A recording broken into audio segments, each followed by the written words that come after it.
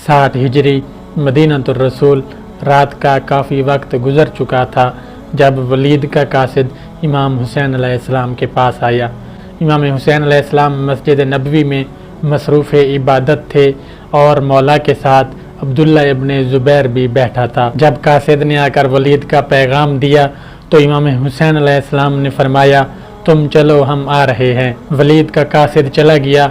अब्दुल्ला इब्ने ज़ुबैर ने इमाम हुसैन अलैहिस्सलाम से पूछा कि वलीद ने रात के इस वक्त आखिर क्यों बुलाया है। तो इमाम हुसैन अलैहिस्सलाम ने बताया कि यजीद तख्त नशीन हो चुका है, शायद यही वजह है कि वलीद हमसे उसकी बैयत लेना चाहता है। तो अब्दुल्ला इब्ने ज़ुबैर कहने लगा कि मैं तो फिर कभी नहीं जाऊँगा। इमाम हुसैन अलैहिस्सलाम ने फरमाया, मैं वादा कर चुका हूँ, मैंने तो हर सूरत जाना है। अब्दुल्ला इब्ने ज़ुबैर उठा, अपने हथियार उठाए और घोड़े पे सवार होके मक्का मुकरमा की राह ली। इमाम हुसैन अलैहिस्सलाम घर तशरीफ़ लाए और आकर बनु हाशिम को जमा किया और फरमाया कि मेरे पास वलीद का कासिद आया था और शायद इसलिए बुलाया है कि वो मुझसे यजीद की बैयत का मुतालबा करे और मैं इस पर बिल्कुल आमादा नहीं हूँ। तुम सब मेरे साथ चलो, तुम वहाँ बाहर रुक जाना और मैं अंदर तन्हा जाऊँगा। अगर किसी ने शरारत की तो मैं नारा तकबीर बुलंद करूँगा, तुम सब अंदर आ जाना।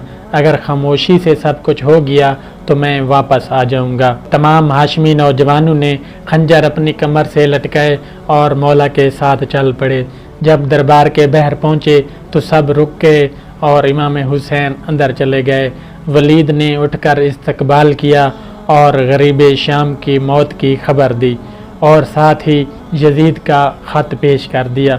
इमाम हुसैन अलैहिस्सलाम ने ख़त पढ़ के फरमाया, वलीद, तू जानता है कि मैं अहले बैत नबुव्वत से हूँ और यजीद हर किस्म के फ़िस्क़ व फजूर में मुब्तला रहता है। भला मेरे जैसा यजीद जैसे की बैयत कैसे कर सकता है। और दूसरी बात ये कि तुझे भी पसंद नहीं होगा कि मैं रात की इस तारीकी में ये बैयत करूँ।